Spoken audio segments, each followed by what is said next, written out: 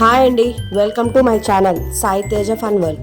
ఇవాళ మనము కరివేపాకు పచ్చడి తయారు చేసుకుందాం. వాటికి కావాల్సిన పదార్థాలు, తయారీ విధానం చూసేద్దాం. కరివేపాకుని కడిగి ఆరబెట్టుకోవాలి, తడి లేకుండా. ఇలా పొడి పొడిగా ఉండాలి, కొంచెం కూడా తడి లేకుండా. తడి ఉంటే పచ్చడి పాడవుతుంది. ఇప్పుడు కరివేపాకుని కొలుచుకుందాం ఈ బౌల్తో.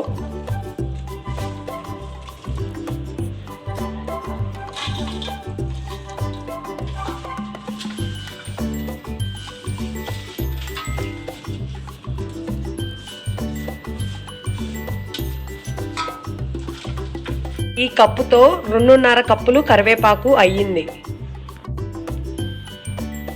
3/4 కప్పు ఎండుమిరపకాయలు, 100 గ్రామ్స్ చింతపండు, 1/2 కప్పు బెల్లం, వెల్లుల్లిపాయ రెబ్బలు పొట్టు తీసి పెట్టుకోవాలి, 2 స్పూన్స్ ధనియాలు. ముందుగా స్టవ్ ఆన్ చేసి ప్యాన్ పెట్టుకోవాలి.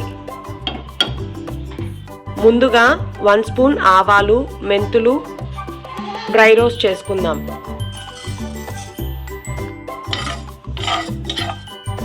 ఈ విధంగా వేయించుకొని పక్కన పెట్టుకోవాలి. ఒక 2 స్పూన్స్ ఆయిల్ వేద్దాం.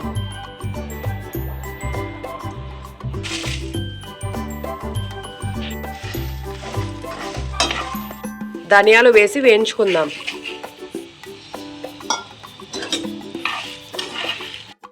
నానబెట్టుకున్న చింతపండు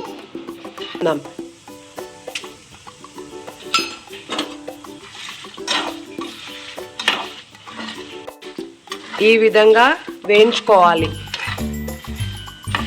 ఇప్పుడు వీటిని తీసి చల్లార్చుకుందాం. మళ్ళీ కొంచెం ఆయిల్ వేసి కరివేపాకును వేయించుకుందాం.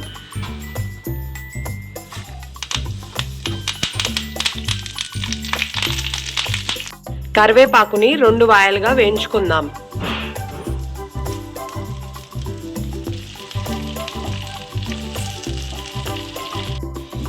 ఈ విధంగా వేయించుకుంటే సరిపోతుంది. కరివేపాకు ఆరే లోపల చింతపండు పేస్ట్ ప్రిపేర్ చేసుకుందాం.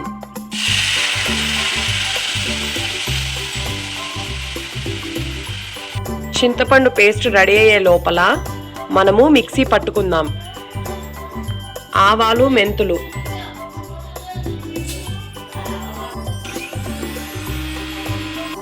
ఎండుమిరపకాయలు, ధనియాలు, జీలకర్ర వేసి మిక్సీ పడదాం.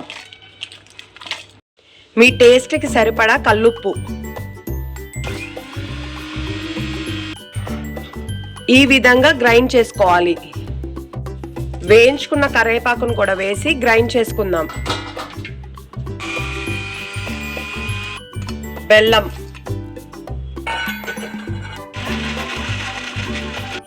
పది వెల్లుల్లిపాయ రెబ్బలు, చింతపండుని ఈ విధంగా ఉడకబెట్టుకోవాలి. ఇప్పుడు చింతపండు పేస్ట్ కూడా వేద్దాం. ఈ విధంగా గ్రైండ్ చేసి పెట్టుకోవాలి. ఇప్పుడు పచ్చడి తాలింపు పెట్టుకుందాం. ఆయిల్, తాలింపు గింజలు, ఎండుమిరపకాయలు, పసుపు, దంచిన వెల్లుల్లిపాయ,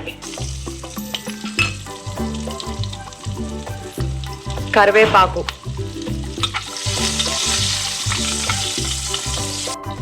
ఇంగువ. ఇందాక గ్రైండ్ చేసి పెట్టుకున్న కరివేపాకు పేస్ట్ ఇప్పుడు ఇందులో వేసుకుందాం.